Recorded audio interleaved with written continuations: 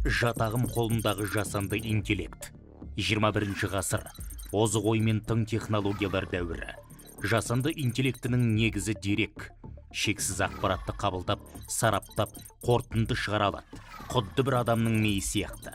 Тапсырманы қалай орындау керегін үйретсе, бұйрыққа бағынады. Жүйенің жетістігі жойқын, кемшілігі де жоқ емес. Ақпараттарды бейресми дерек көздерден де жинақтайды.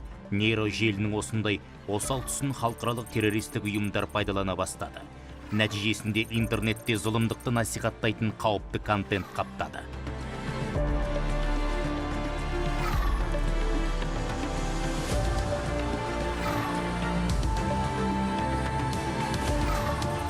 Содырлар қолдан кейіпкер жасап, жаңа образ қалыптастыруда. Сол арқылы саптарына жақтастарды арбауда. Дауысты мәтінге керісінше мәтінді дауысқа оңай айналдырады. Яғни тілдік дерек қоры мол жүйе лаңкестерді кез келген тілде сөйлете алады. Сыни ойлау қабілеті дұрыс қалыптаспаған буын аңыздан ақиқатты ажырата алмайды. Салдарынан мейірім жоғалып, надандық өршіп барады. Адастырар дүниеге ұмтылу, алдап, арбап мал табу құрдымға құлатады. Ал тарихыңды танып, ұлттық болмысыңмен мақтану өрге шығарады.